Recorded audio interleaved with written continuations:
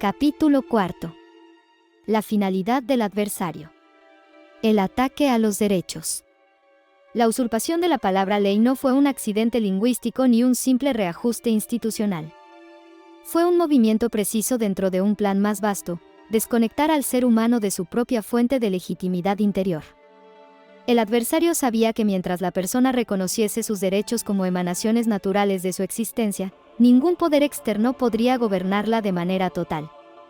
Por eso su estrategia siempre incluye algún grado de coerción, abierta o encubierta, pues ninguna hechicería puede sostenerse sin violencia institucional que obligue a otros a aceptar lo que no surge de la ley. En el orden original, los derechos no eran proclamados por nadie porque no podían serlo. Eran realidades naturales. La vida era una evidencia, la libertad, un estado, la propiedad, la continuación natural del esfuerzo propio. Todo ser vivo actuaba desde la certeza interior de que su existencia tenía valor y de que ese valor no dependía del permiso de otro. La comunidad humana reconocía esta verdad como se reconoce la lluvia o la luz, sin votarla, sin decretarla, sin debatirla. Era una visión humilde y exacta. La autoridad no estaba afuera en ninguna clase de estructura, sino adentro, en el vínculo entre cada ser y el orden universal. Ninguna entidad externa protegía esos derechos, simplemente existían. El adversario comprendió que no podía derrotar esa verdad frontalmente. Por eso utilizó una estrategia más sutil, conservar las palabras, pero invertir su sentido.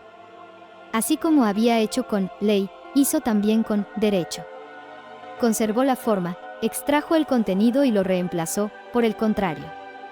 Desde entonces, la idea de derecho dejó de ser una afirmación de la existencia y pasó a convertirse en un permiso condicionado.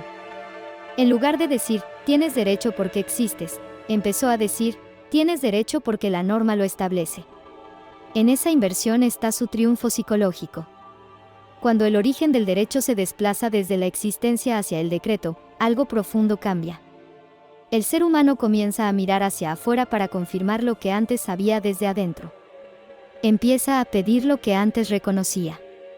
Empieza a dudar de su autoridad interior y a buscar legitimidad en un texto, en un funcionario, en una institución. La dignidad deja de ser una evidencia y se convierte en una concesión. Esa es la verdadera amputación. Para reforzar ese cambio, el adversario introdujo otra distorsión decisiva, la confusión entre derechos y privilegios. Un derecho, por naturaleza, es recto, no depende de la voluntad de nadie. En cambio, un privilegio es siempre particular, otorgado bajo condiciones. La mezcla de ambas nociones permitió la ilusión perfecta. Los privilegios comenzaron a llamarse derechos porque estaban escritos, y los derechos originales comenzaron a perderse en un mar de categorías técnicas. La fragmentación fue la siguiente fase. Allí donde la soberanía interior era una unidad, vida, libertad y propiedad como expresiones inseparables de la misma raíz, el adversario impuso divisiones artificiales. Nacieron los derechos civiles, derechos sociales, derechos culturales, derechos económicos. A primera vista parecía una ampliación. En realidad, era una dispersión. Lo que se divide se administra, lo que se administra se condiciona, lo que se condiciona se controla. Así llegó la condicionalidad, la herramienta más peligrosa de todas. En el mundo original, los derechos existían incondicionalmente, no porque el comportamiento humano fuese irrelevante, sino porque el comportamiento tenía consecuencias naturales. La ley natural no condiciona la existencia del derecho, solo la consecuencia de la acción. Pero en la lógica adversaria, el derecho deja de ser anterior al acto para convertirse en recompensa por la obediencia. El derecho se vuelve un premio. La libertad, una licencia. La dignidad, un mérito. Y así surge la paradoja que sostiene a todos los sistemas usurpados. Se habla de Estado de Derecho, pero lo que existe es un Estado que decide que es un derecho, cuando se aplica, cuando se suspende y a quién se le reconoce. Donde el derecho depende del permiso, deja de ser derecho. Donde el derecho es administrado, deja de ser natural. Donde el derecho es garantizado, puede también ser revocado. Y aquello que puede ser revocado no es un derecho, es un beneficio condicionado. Todo este edificio conceptual tiene como finalidad producir un efecto psicológico específico, la dependencia. Un ser humano que cree que sus derechos provienen de fuera ya no se siente portador de dignidad interior. Necesita pedir permiso. Necesita confirmar. Necesita obedecer para no perder lo que cree que le fue otorgado. Y en esa dependencia se encierra su libertad, no en las leyes, sino en su percepción de sí mismo.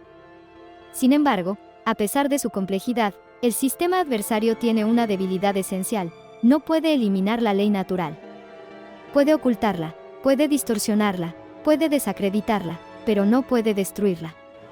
La fuente real de los derechos sigue estando dentro de cada persona, en ese punto donde la vida toca la verdad y la conciencia se alinea con el orden universal. Eso significa que el poder del adversario depende de un engaño sostenido. Necesita que la humanidad permanezca confundida. Necesita que la gente crea que sin estructuras externas no podría existir armonía. Necesita que el individuo sienta miedo de su propia autonomía. Cuando esa ilusión se rompe, aunque sea en una sola conciencia, el sistema empieza a resquebrajarse. Recuperar la lógica original de los derechos no significa reclamar algo. Significa recordar. Recordar que los derechos no se conceden, no se negocian, no se condicionan y no se votan. Recordar que la vida, la libertad y la propiedad son expresiones directas de la existencia.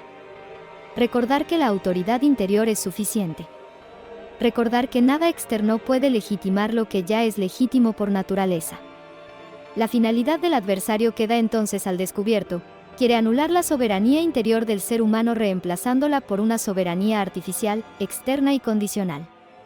Quiere convertir la dignidad en un permiso. Quiere que la voluntad interior se perciba como peligrosa.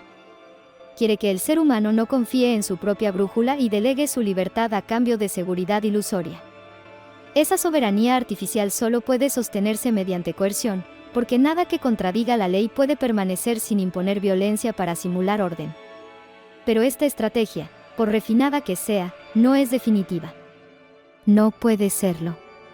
Toda su fuerza depende de que la humanidad olvide lo que es. Y lo que es no puede ser borrado, solo cubierto.